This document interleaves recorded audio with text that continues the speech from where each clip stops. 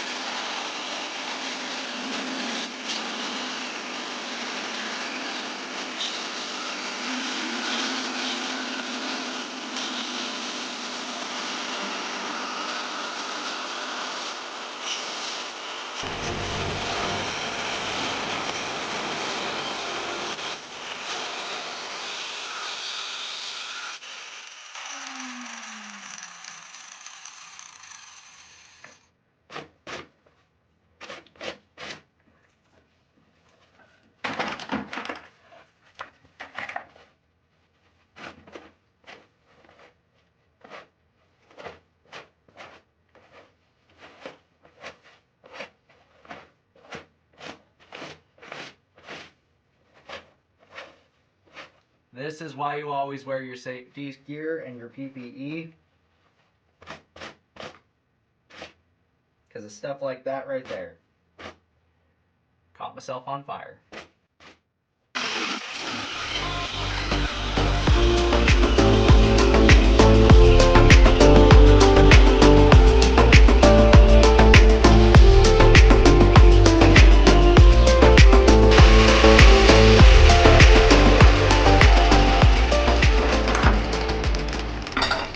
So we've got our excess chunk cut off here.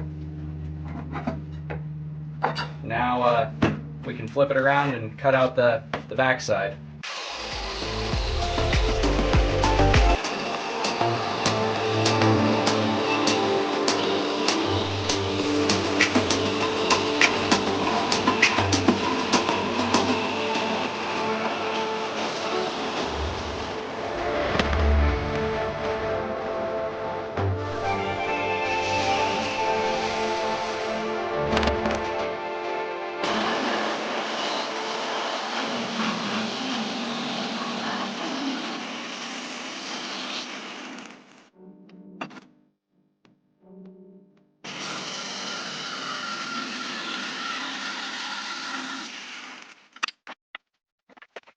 We survived lighting ourselves on fire.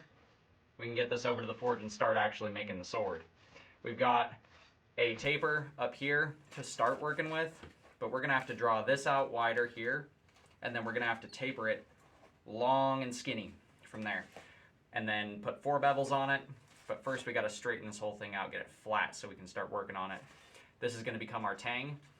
We are eventually going to weld a piece of all thread on here, so that way we can screw a pommel onto it. This is going to be a rather fancy sword build.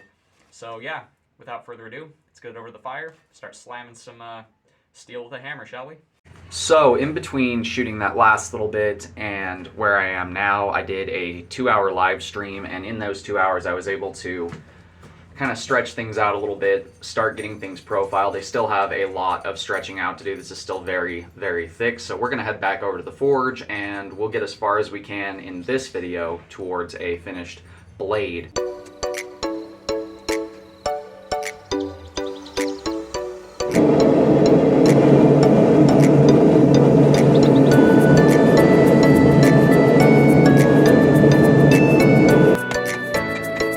So the first thing I had to do was start to lengthen this out and get that taper as tight as I can, because when we expand it to bevel and create that medial ridge, it's going to get very, very broad compared to how tapered it is now.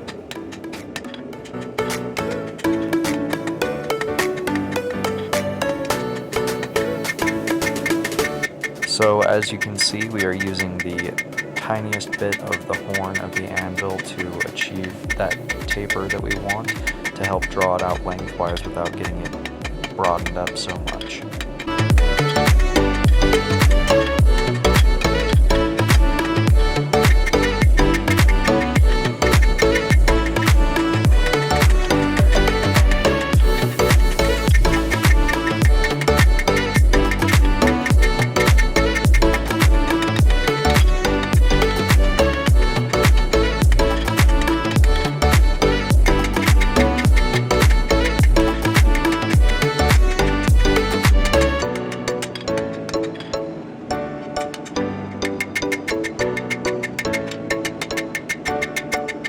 Now we can finally begin the long process of creating that medial ridge and beveling both sides of this blade.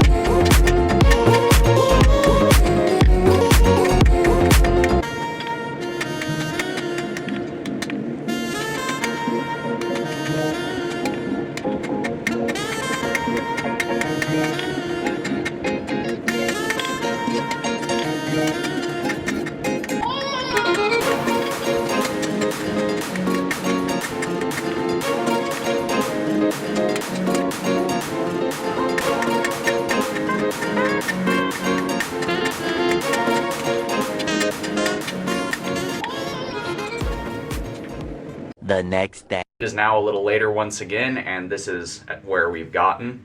I've broadened it out, started to bevel it, started to shape it a little more, and as you can see, it kind of does droop to one side a little bit, so we are going to straighten that out in the fire. And then I'm also going to take these real thick chunks of metal that are left along that bevel, turn that into the edge bevel, broaden it out just a little more, and then we will finally be done forging this monster of a blade.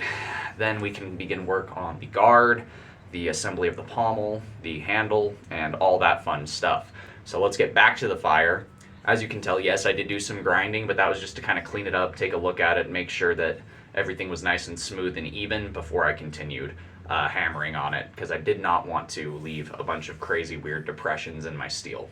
So yeah, we're gonna start the forge back up and keep working away.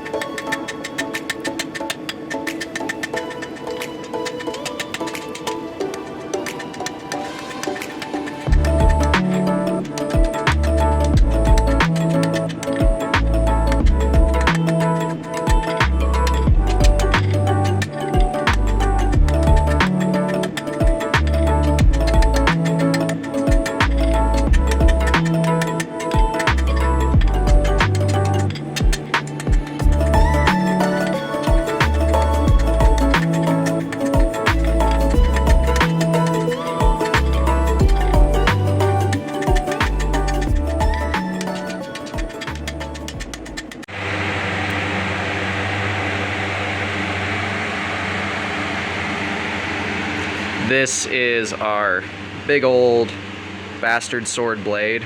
It is very, very broad. It is about as wide as all 5 of my fingers, kind of like the width of a chiquadea at the base, and then it's just longer with a 1.5-hand style hilt. Next thing to do is going to be start working the guard, so let's get that prepped, get that cut, and start working on that, shall we? So we've got about a 12-inch piece here of square stock. It's not perfectly square, it's actually fatter on one end and tapers down. So we're going to go ahead and square the whole thing up to the same thickness. Then we're going to draw out a little center portion to punch a slot right here in the middle for our guard bit, and then we're going to do some scrolls on the end and some twists on the arms. So let's go ahead and get this in the fire, get started on the guard.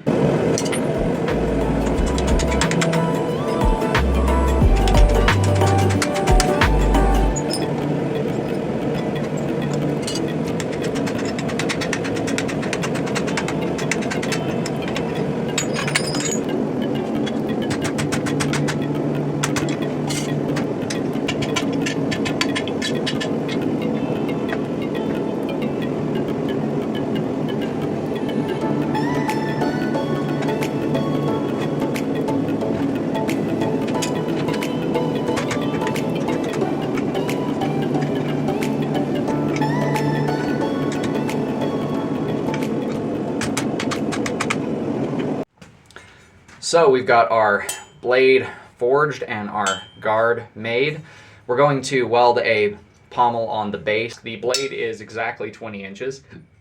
The guard is about 14. Nice broad guard. This blade here is about 4 inches broad at the base, and it tapers down to that nice fine spear point of a double-edged thing. We've got a long enough handle tang here to where once I get that pommel on there, we'll have a hand and a half or a two-hand grip here. We actually kind of have a two-hand grip. We're going to do stacked leather for the handle, and then we're going to have a nice pommel that is actually a cabinet knob that's going to go on here, since I don't have the CNC stuff to make, you know, the exact things I want. We have a nice medial ridge that runs right up through to a fine point on both sides, and it is a very beautifully made lenticular shape. It's thinnest at the edges, obviously, and then we have a nice distal taper that runs the length of that blade as well.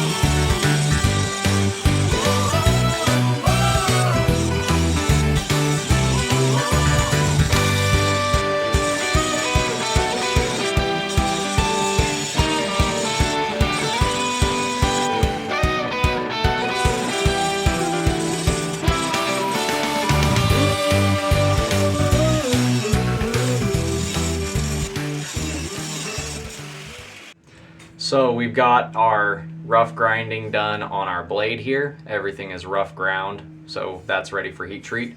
Now we just need to polish up the guard a little bit. We are going to do some more fit up work after we heat treat the blade to make sure this fits nice and tight, because we did tune up these shoulders on the sword a little bit. So that's going to be something we're going to have to address, is just making sure that this fits up nice and tight. And I did go ahead and weld on a little piece of all thread for our pommel there. So that's going to be the rough look of our metal parts of this build. The stacked leather I'm going to do off camera, just because it's going to take forever for me to make enough stacked leather pieces for this. But yeah, let's get the blade heat treated, get this fit back up on there, and then yeah, we'll go from there.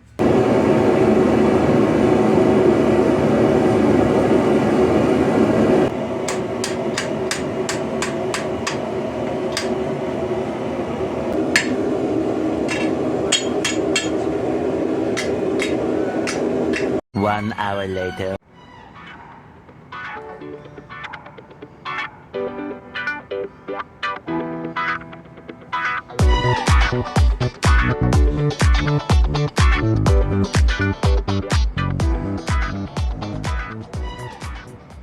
So it is now a little while later. As you can tell, I'm wearing different clothing. I showered. I got all that junk off me from grinding this monstrous thing. But we have our blade all ready to rock and roll. It just needs the handle and some more cleanup work, as well as its final edges.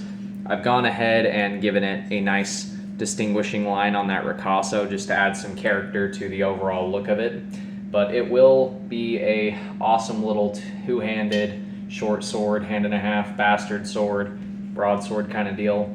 It is a very wide blade, a very stout blade, and it is actually quite light for its size. I can just hold it with a couple fingers. but it still retains quite a bit of weight. It is still a weighty beast.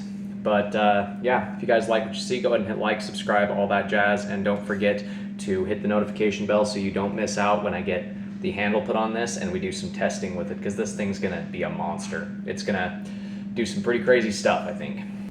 So until next time, God bless. Stay sharp out there.